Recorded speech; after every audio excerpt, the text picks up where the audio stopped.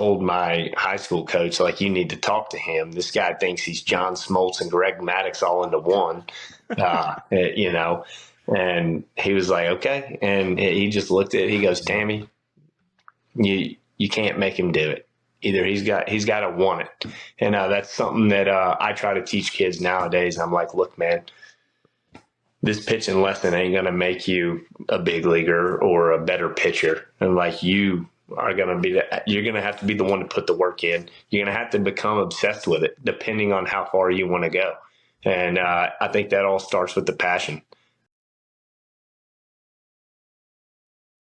Well, welcome back, everyone, to another very special interview. Today, I get to introduce you to a gentleman that I was actually introduced through a mutual friend of ours, Daniel Winkler, who, if you haven't watched his interview, go watch Daniel's interview. You're going to pick up a ton of stuff. He's got a fantastic story.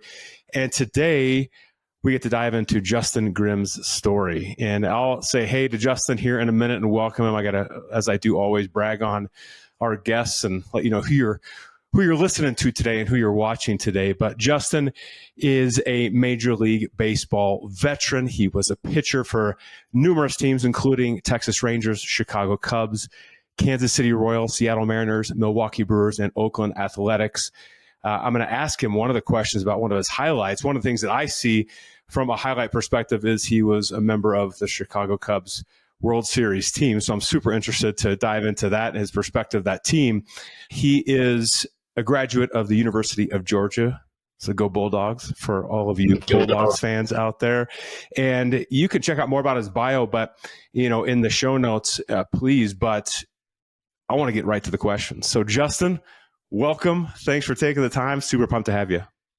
Yeah, awesome. Thanks for having me. This is great. Well, I'm going to start off today with a kind of big question, but what's one of your, greatest memories from playing baseball that you have? What's one of the biggest memories? Oh, I have a lot of memories when it comes to baseball. And I think for me, like, the reason I started playing baseball was I had fun as a kid. And, now I got this 6-year-old boy who I'm trying to get him interested in. And I'm like, I just remember those times being at the Little League field. And it's like, I'm off running around, my parents are on the other side of the field, probably wondering where I was, different life. Like I come from a small town.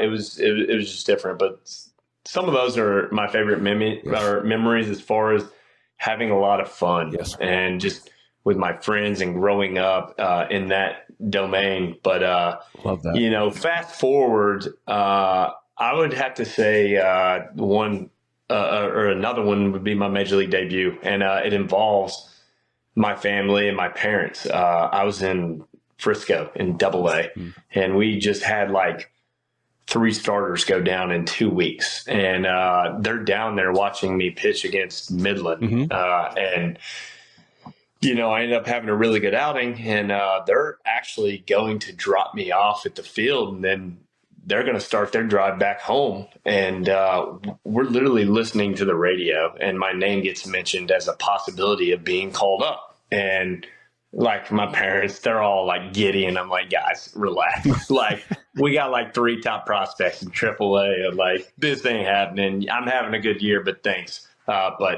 And so I get to the field that day, and they're looking for me, and I'm like, no way. Like, and so I get called in the office. I get told I'm pitching against the Astros that Saturday. So I call my parents, and I'm like, hey, like, turn around. Like, we're going to go grab some lunch. And, and so they were actually there for me to be able to walk out right after I found out. Wow. I told them.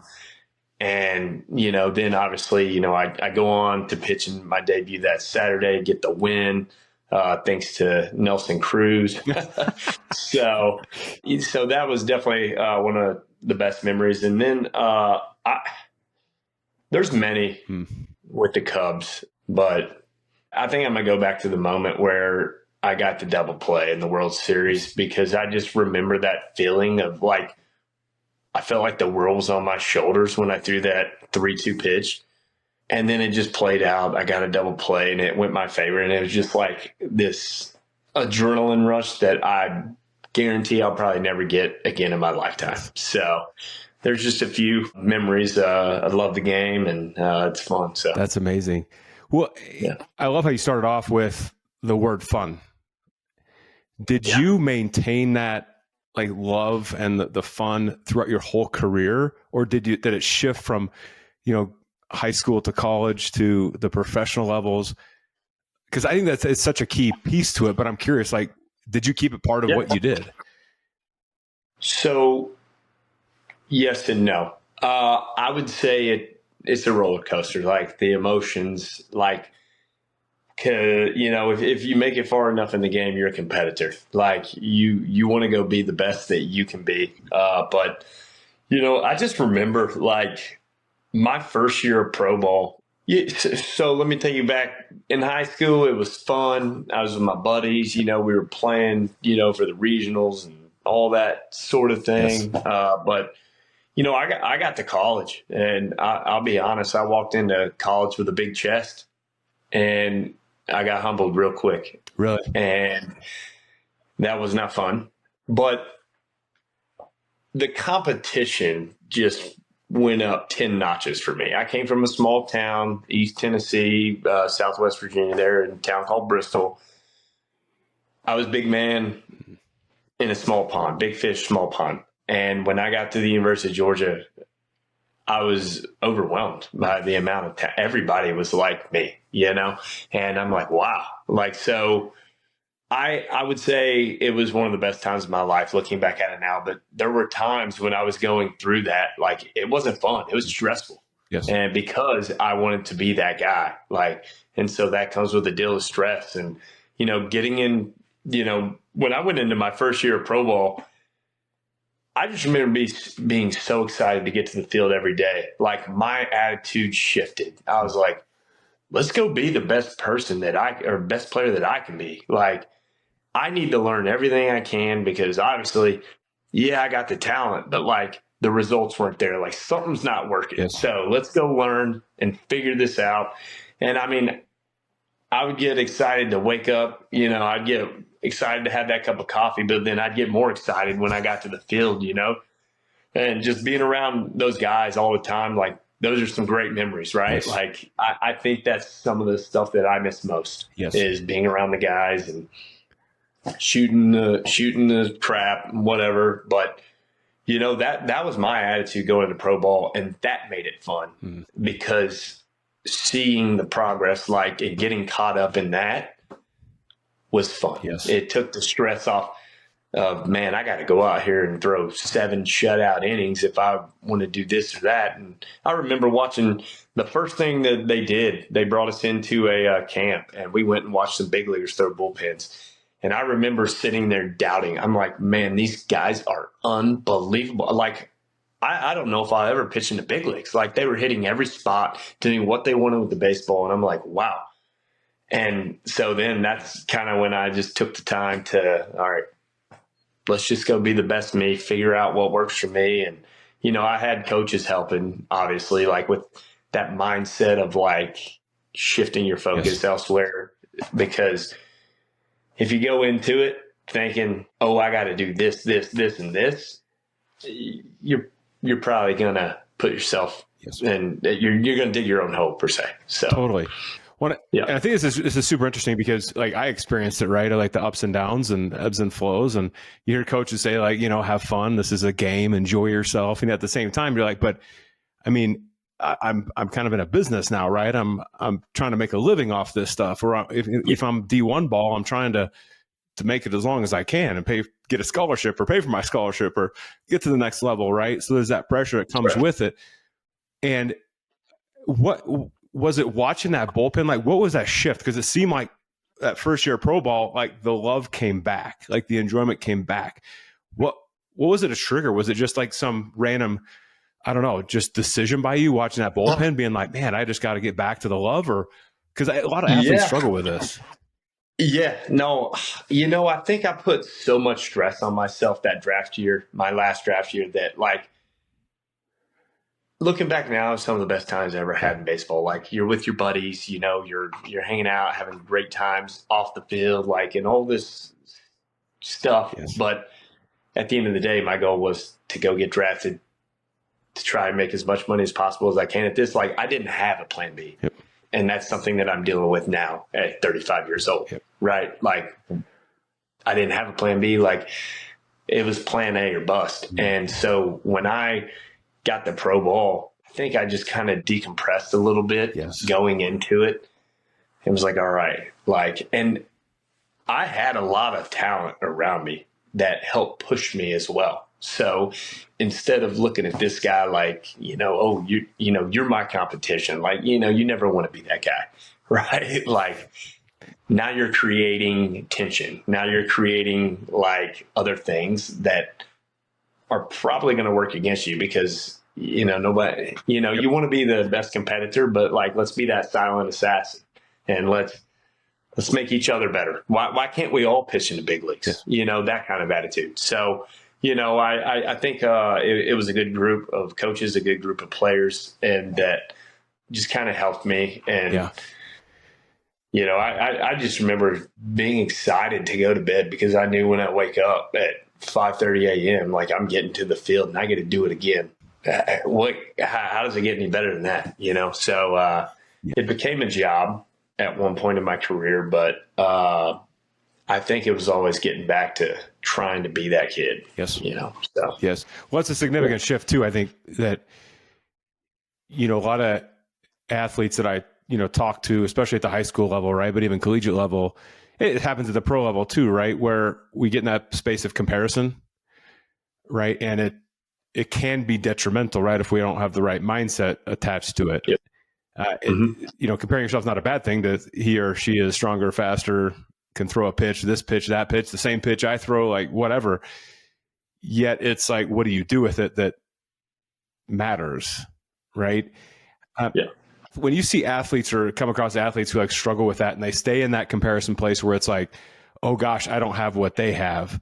Like, how did you make that switch? Was it a coach saying, telling you something like, hey, well, that's great, they do this. How do you learn from that and do that? Or what was your mindset or self-talk or process like when you saw someone doing something that you're like, wow, I can, that's really good. Or, man, I wish I could do that. Or, man, I need to learn from that. What was going on in your head?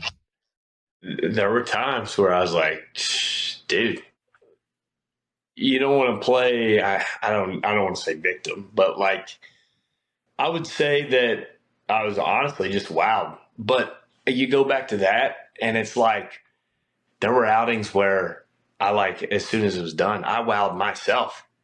Like, I didn't expect that for myself, but it happened, And so there's no doubt about like, you're not going to be able to handle that competition unless you, and not in a selfish way, but focus on being the best you. Yeah. That's not being selfish, right? Like if I'm focusing on being the best me, that doesn't mean I'm a bad teammate. It just means I'm trying to be the best me so I can go help the team win more. And so it's so good. Yeah. Well, and you reminded me of, I did an interview with Jason Terry. So I don't know if you remember watching him play in the NBA, but he said the same thing. He's like, he went out to be his best so he could help the team win. And he said it was that mindset that made me successful, which is exactly what you're saying. Mm-hmm. Did you? Yeah.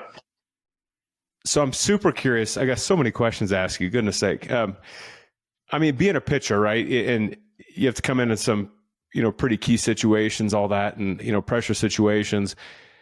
Did you have a certain routine that you would go through to prepare for each outing? And what were some of the elements that were repeated by you, or just what was that routine like? Yeah, that's a good question. So that's why I think throwing out of the bull. So I say this nowadays, like you have to be ready.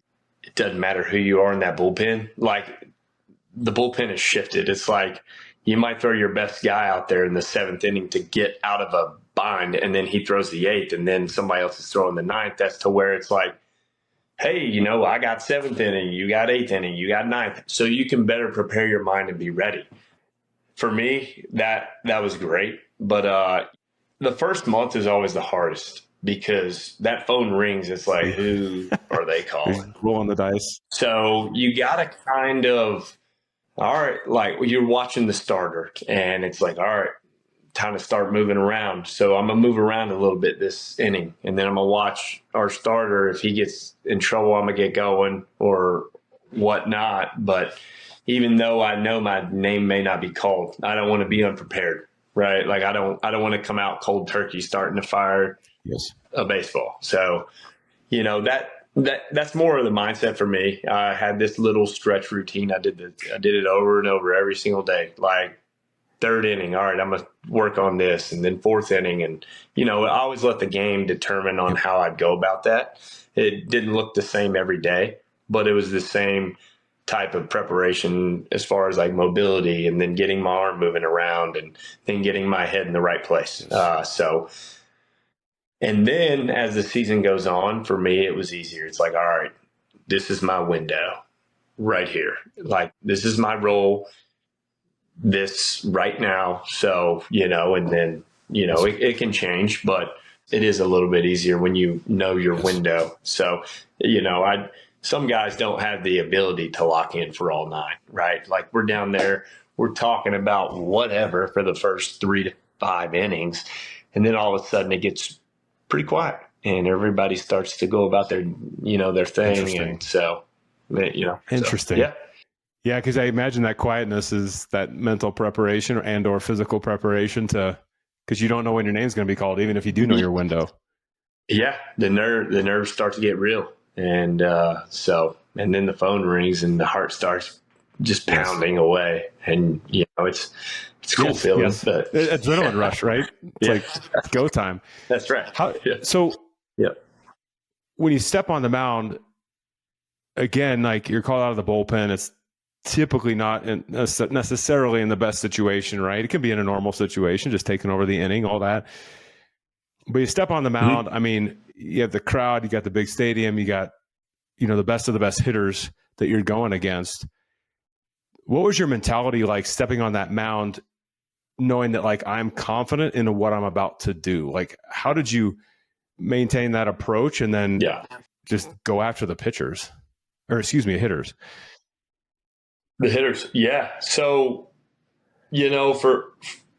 for me, I feel like I was always in my best when they put me in situations where I had no choice but to attack the hitter. That's when I was in my best. It wasn't a fresh inning. It was, I'm coming in first and third or first and second, nobody on, one out. Like I have no choice but to go after you, and I'm not giving it to you. You're going to earn it. And so that zoned me in, and got my focus at the plate. And there were situations like, how am I going to set you up to swing and miss? And, I was fortunate enough to have a lot of good catchers to help me navigate that and to where I wasn't thinking. You've heard it so many times. You start thinking, you get in trouble. It's so true because you are allowing your mind to think forward and it hasn't happened yet, or think backwards of what if, instead of just being like, this is my job, this is what I got to do, and this is my only chance of getting it done. So let's go do that. So, and it was always fast. It was like, it's like my pitching coach used to say, man, I love it. You pitch like your hair's on fire. And I'm like, okay, well, that's good, So, but yeah, I think that was when I was always at my best. And so they always say, slow the game down, slow the game down. I think for me, it was like, no, let's get this thing going because I'm coming right after you. And, when you're most confident, you throw the pitch, it's like you got no chance. And that might be after the first pitch of the bat, you see him react to a fastball, or you throw a breaking ball that was 55 feet and he's throwing at it. You're like, buddy, the situation will kind of dictate on how you go about it. So the addition of the pitch clock was no problem for you. No, I would just drive. Like, boom, boom, boom. Drive. Give me the ball back and go. Yep. What do you want? Yep. I love that. So I imagine. Oh, go ahead. And then I was going to say too, like, I think your defense loves it. When you're out there slow, they get heavy feet, man. They get like, I say this all the time, like watching my 6-year-old and his buddies out there on this team. I'm like, we're over here like, hey, get out of the dirt. But I'm like, this is boring. Like sitting here waiting, like let's go, So it's funny that because that's true. Oh, like yeah. if and the position players will let you know too. Like, hey man, I love it. Let's go. Like get back in the dugout. Let's hit. So that's so good. Absolutely. Well, and I imagine Yeah. Well, let me ask you this first. The catchers who were really good, who kept you in that zone, like what did they do? Was it the way they called the pitches? Was it the talk they had before you went out there, or like when you took the mound? Like what was it that you were just had that confidence in them and you knew like they got me, or I just have that confidence? Yeah, I think two ways. I think you gain their trust through the experience, or two, I mean, it's a real thing for a catcher to talk to his pitcher. And, David Ross, man, I remember he came up to me like this was one spring training outing. And he was like, hey, man, this is why you're good. So this is what we're going to do. And I'm like, shit, like he's right. That is what makes me good. And so he's calling pitches as to what makes me good. And then John Baker, I love that guy to death. He would always throw the pitch that I had the most error with, because guys coming out of the bullpen, what are they doing, man? I mean, we're coming in trying to blow 100 with a breaking ball that half the time it's so nasty we don't even know where it's going. We're just hoping it ends up in that region where we're trying to throw it. And it's like, hey, like, I remember John Baker saying, I'm calling it to give you the room for most error. So when you throw your fastball, you have the most error with it. And I'm like, I love that mindset. And so you gain trust through these conversations, or it's just through, maybe they get you through an outing where you don't have your best stuff and they talk to you after. It's like, hey man, like I didn't like this today. So this is why we were here. And it's like, okay, makes sense. And that's when it gets easy as a reliever, because as a reliever, like the back end of the game can get fast on you real quick. It just takes. I've seen it so many times. You get 2 quick outs, and then next thing you know, you walk a guy, and then it's a single, and now it's all of a sudden hectic. And it's like, all right, how do we? Look, they got to get another single off of you. Instead, though, you're like, all right, got to get this guy out. So it's maybe they get you through those moments, and then you're like, all right, like. He understands it. So I think there's many ways to gain trust, but communication is huge. Just having a chat about it, right? And the why, and some days are easier than others. Some pitches are easier than others, right? That's right. Just like that's right. Marriage and anything in life, right? Yeah. Interesting. That's exactly right. Yeah. I imagine, maybe tell me if I'm wrong, please, but I imagine at some point you didn't have an outing go the way you want. You didn't have a at bat that you were trying to get somebody out go the way you want, whether you gave up a single, double, triple, home run, I don't know, but something didn't go your way. Yeah. And because you're a competitor, I imagine at least I would be very frustrated by that, but that's me. That's Matt Phillips. So how did you mentally reset when something didn't go your way on the mound? Because I see so many athletes, it's just a tough thing in life, right? But I see so many athletes struggle with that, where like one hit, whether it's, again, a bunt or a home run, doesn't matter, anything in between, it derails them completely. How did you work through mentally, physically, whatever, to reset yourself in that moment, still on the mound? I'm not out of the game. I'm in it. I gotta figure it out. I would reset mentally. Like for me, I was very good. Like I would take it home sometimes, but that next day, it's like, all right, new day. Like that was pretty easy for me. And I think that's why I was good in the bullpen. I was able to throw it away. I mean, probably one of the hardest things to do is to, give up a homer and give up the game and come back the next day and have to look at these people in the face during BP and, the other teams, like they're sitting there stretching and you're shagging balls, and that guy just got the winning knock, like, the competitor in you wants to just go over there and put them in a pretzel, but like, right. So, Ken Ravizzi used to talk about the breath, and believe it or not, like I always used to be good at taking those breaths, but I wasn't actually thinking about taking the deep breath and resetting. I just would naturally like do it. And so I think that is really what helped me get me back down to earth. Yes. Yeah. No, I love that though, because it sounds like you took that breath, you knew about it, but it became just like second nature, part of something you did. Yeah. Yeah. Of taking how many breaths and going. Yeah. He would always used to say, man, I can tell like it was something on my shoulders. He's like, you're forcing that breath. It's like you can tell your mind's still racing. You're not taking that breath. Like it's more of a action. You're not reacting type thing. So he'd be like that's force, instead of just a natural.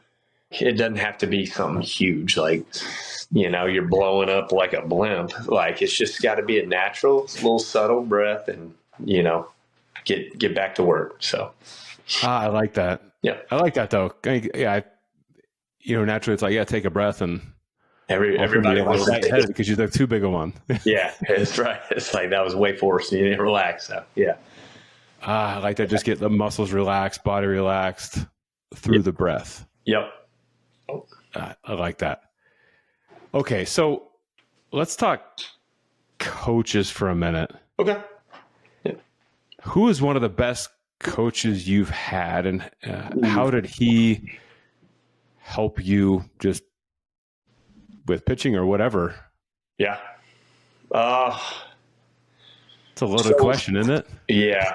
I think that there are a few coaches. I don't like to pick favorites because they all did good and they all had something that they add value to me. And whether that was, your preparation or your mentality, or they found a way to explain things to you to get you to understand it. Like some of my best coaches could say the same thing 6 different ways, but he's got to find out which one sticks for me.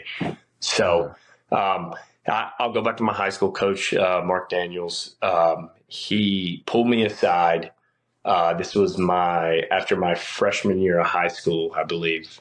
And he goes, I think you have a chance to play this game one day. And I was like, okay, like, cool. He's like, you're not going to do it with your work ethic that you have right now. And I was like, okay. And so, like it got to the point where like I wanted to sleep in the summer. Like, and my mom, like my brother had the best work ethic. He was waking up at 7 a.m. in the summers to go hit and do all this. And, my parents were like, you basically like you need to go with your brother. You need to be more like your brother and learn something type thing. And so finally my mom like drove me down to the high school one day and got out of the car and was basically told my high school coach, like, you need to talk to him. This guy thinks he's John Smoltz and Greg Maddux all into one, and he was like, okay. And he just looked at it. He goes, Tammy, you can't make him do it. Either he's got to want it. And that's something that I try to teach kids nowadays. I'm like, look, man, this pitching lesson ain't going to make you a big leaguer or a better pitcher. And like you are going to be you're going to have to be the one to put the work in. You're going to have to become obsessed with it depending on how far you want to go. And I think that all starts with the passion of like, anything I do, if I'm not passionate about it, I'm not going to be very good at it. And I firmly believe that. And so I would say him. And then there was a couple A-ball coach, Storm Davis and Brad Holman. They were just good men. And, they really taught me at the time I was starting. They were teaching me how to be more consistent and really how to get through games. It's not just about like, I remember I gave up a 5 spot. It was like to a low A team in the first inning. And Storm Davis says, all right, we got it kicked in. Like, how many can you give me? Like that was an important lesson. Like, let it go.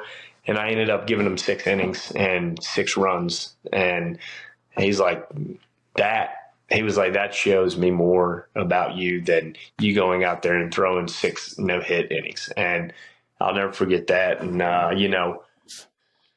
lastly, Jeff Andrews. He was my AA pitching coach. And at the time, I didn't understand it. Like, he would always try to teach me certain ways to go about my routine, and he would teach me how to pitch basically in AA. But like when I got to the big leagues, a lot of those things I was learning, I'm like, that's what Jeff was talking about. That's what Jeff was talking about. I didn't know it at the time. He was teaching me, and I was like, okay, yeah, I'm having a good year. I hear you, whatever. But I got to the big leagues and I started learning these lessons that he was teaching me. And so that's kind of my answer to favorite coaches for sure. So, and I had a lot of great big league coaches, but they were more of getting your mind right. And it's like, hey, small little mechanical cues, like, hey, like you're doing this or that, right? And yes. We also had great times together and stuff like that. And but lastly, I want to talk about Lester Strode. He was my bullpen coach in Chicago. One of the best humans I've ever met. And he would always mentally lock me in. And he didn't need to say anything more than, you know how damn good you are. Now go be that damn good. Like, and that was it. Like he wasn't stay back or whatever. He used to talk to me about my head all the time, but he knew I was going to yank that thing because I was a violent guy. But, he's just trying to get me more locked towards the plate. But, Lester Strode was awesome. So, yeah. Well, I don't know if you believe this or not, but I always say that, like, I think confidence is the core to everything. It's like the key. Yeah. So if I'm confident, and this is school, sports, everything, right? But if I'm confident in myself, or I at least know kind of I've done it before, I can do it again. I know the situation is different. The test is different. The game is different. I get it. Yeah. But I'm going to rely on that piece to go out and execute. I think that's core of everything. Yeah. And what's really cool about that last story you told was, I think sometimes the power of coaches is to sometimes remind us that we're that damn good. Yeah. Yep. And that's all confidence. Yep. Like, you know how to do it, go do it. Yeah. That's mostly all it is. Yeah. So I'd say it's 85% of it. So it's so amazing. Yeah. And do you believe, like, because I think the work ethic is key, right? So, I mean, you had that discussion, your coach told you that, you decided to kick it in at a point, right? Because you made that decision. Yep. Bless your mom's heart for calling you out in front of the coach or go and talk to the coach. I love that. I know. But, I was like, all right, cool. I just looked in like, what the hell are you talking about? So, I mean, because I thought to my kids, I told you, we have 3 kids, right? 18, 16, and 12. And I preach to them all the time. It's like, it's work ethic. Like, you got to do the little things that others aren't willing to do. Yep. But to your point, like, I can't force them to do that. I'm not going to force them to do that. That's right. But is there, I don't know, is it in your mind, is it just like an individual decision that each kid has to make to say, I've got the passion and the dream and I want to go do this? Or can it be forced by a coach? Or like, I'm just curious your opinion on that. Yeah, that's a great question. I think that relationships matter for the kid. Like for me, like it wasn't my parents could tell me till I'm blue in the face, but I'm like, okay, you're my parents. And like, there were times where I just wanted them to be my parents, and they did a great job at just being the parents. They weren't as soon as we got in the car, what the hell happened? Like, why were you walking people? They weren't that tight. It was more, they were very supportive, and they gave me everything I needed to get to where I wanted to be. But I don't know how to explain. I think it just goes back to, first you got to love the game. If you don't love it, you're probably not going to make it. I know kids who I would say they need to be redirected at times. Especially nowadays, kids get burnt out quickly. I mean, I can tell when I'm working with a kid who dad has them there or they want to be there. I can tell right away. And it's just simply their attitude, it's their demeanor. But yeah, I don't want to say I have that answer, but I think some kids put the work in and they start to see it a little bit, and that gives them a little more motivation. And then it's off to the races. I know guys that, I mean, I was sitting in AAA with, and they're like, man, I didn't really care until I was like 24 years old. And now they're 28. It's like, yeah, I know. But if they love it, I think eventually that comes. But you can't force them to do it. Like everybody wants their kid at 15, 16 to start getting after it, get in the weight room, get stronger. Well, if you're at work, yeah, he may be in the weight room, but he might be texting his girlfriend for that hour. Right? Oh, Dad, I'm working out. Like I'm doing what I need to do. Yes. He's got to love it. He's got to want it. And, that I tell every kid that I'm like, this is up to you. This ain't up to me. Like nothing I tell you in this hour is going to help you get to the next level. Or I don't want to say it ain't going to help, but it's up to you to put in the work. It's up to you to understand and ask questions and communicate with me. It's not up to you. It's not up to, I can sit here and say things to 5 different ways, but if you don't understand and you're not communicating with me, that's not my fault. And I tell everybody that, like, you have to communicate with me if you want to get something out of this. So, yes, but I love, kids. Like I got this 14-year-old. He's actually my neighbor, and I work with him. And I mean, this kid wants it, and it just fires me up. Like I want to go work with that kid, right? Like I don't mind leaving the house to go meet him, to work with him, as to where there's other and there's been kids at times I'm like, I don't work with them because I'm like, you're wasting our time, not your time, our time. So it's that kind of thing, but that might be harsh, but I love seeing kids that have the passion, and because, for me, like seeing them work at like this young age and have passion for something, like that means a lot. You may never play baseball. Like I meet so many guys now that I'm out of baseball. Like I used to think baseball was the only way you can make a whole lot of money. Like I was like, this is the only way, like for me. Right. But then you start to meet people and you realize like there's a lot of people with a lot of talent out there that are really good at something and add value somewhere. And so I don't know. I'll stop there. No, I think it's great though, because one thing you said that really stuck out is, I'll say it slightly differently, right? But like you own your performance, right? So you go have a lesson, that's great. You go to the weight room, that's great. It's like, what are you learning from that? What are you doing outside of that? What questions are you asking? It's almost like that engagement, like you're engaged in the process. And I grew up, Justin, and I talk to young kids about this all the time of, I used to be afraid to like ask questions. So I'm like, oh, the coach is going to think I don't know what I'm doing. When it's like the opposite is true. Yeah. It's like the more engaged you are in asking questions, even if you think it's stupid, ask the question, right? Be curious. Absolutely. And you just talked about that, right? Ask the questions and figure out, okay, what work can I do outside of this, and go put the work in. Yeah, absolutely. And that's huge. The crazy part is it's like there's going to be kids that all they got to do is lace up the spikes and go out there and do it. But I tell the kids, I'm like, hey, if that ain't you, you got to, like, that's why it's best to focus on you and be the best you.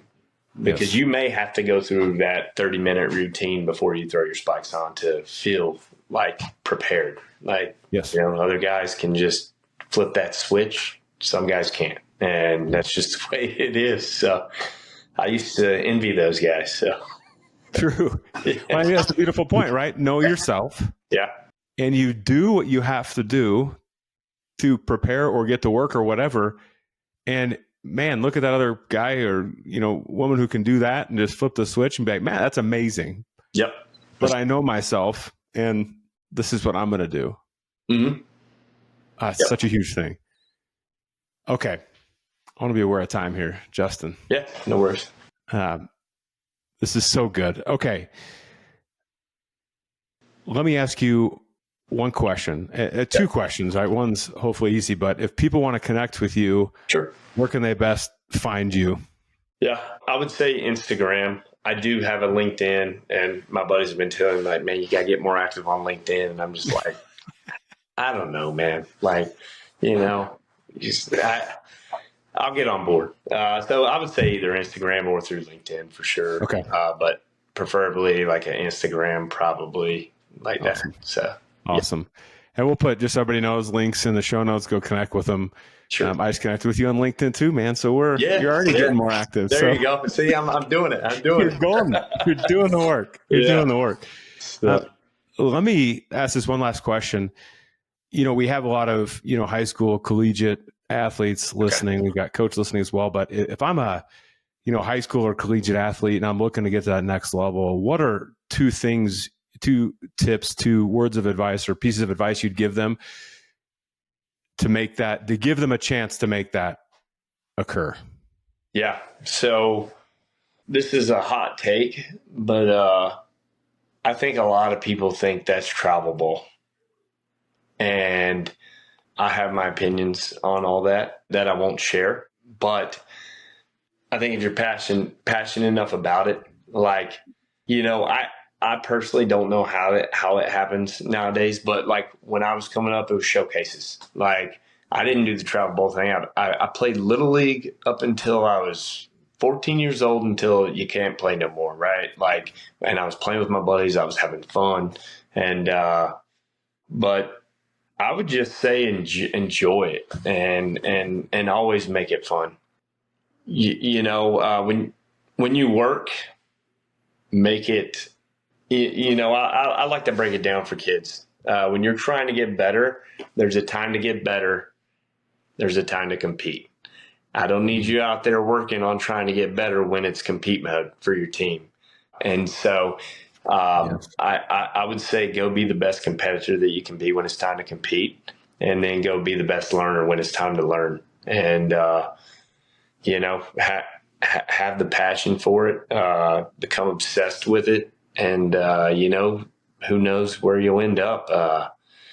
I think nowadays you send videos to colleges. There was a great story, Charlie Condone for Georgia. I've been keeping up with Georgia because I went to Georgia. Yes.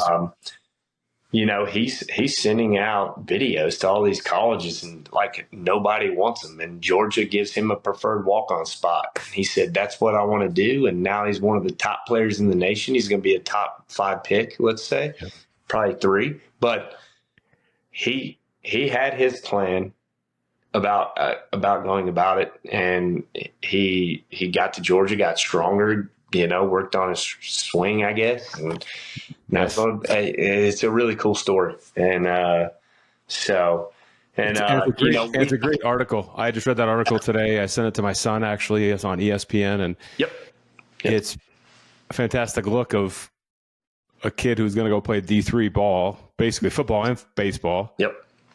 And then I think his coach begged the Georgia coach to take him. Yeah.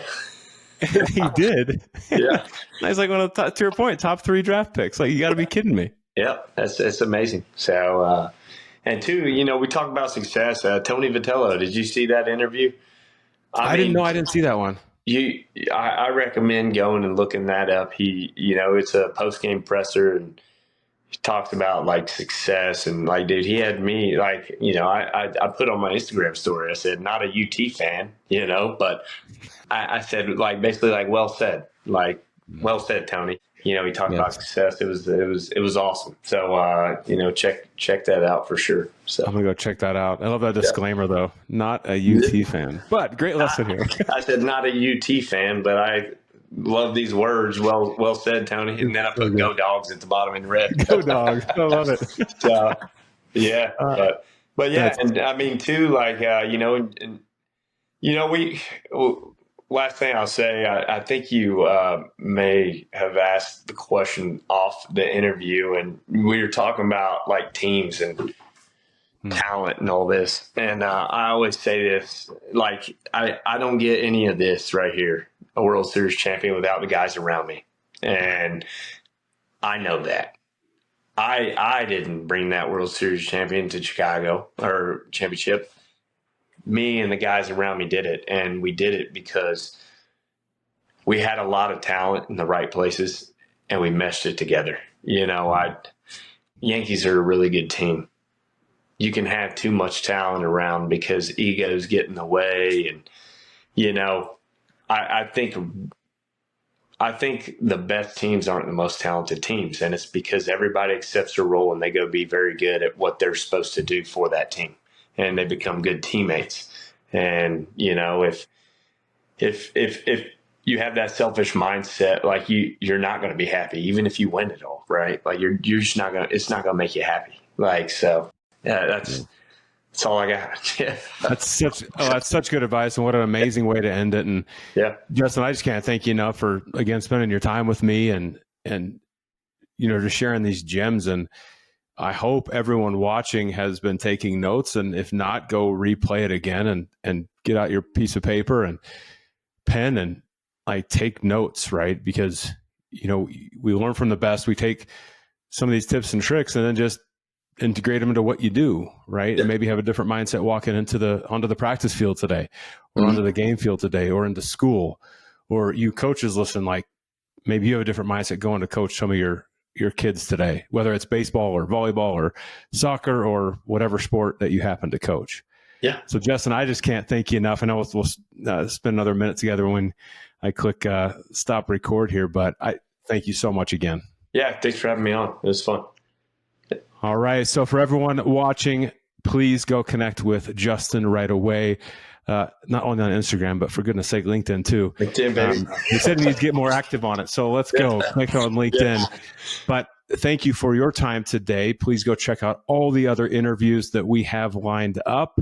And our mission is to build mentally tough student athletes around the world. We thank you for being part of it, and let's go make that mission a reality. Have a great day, everybody. Awesome.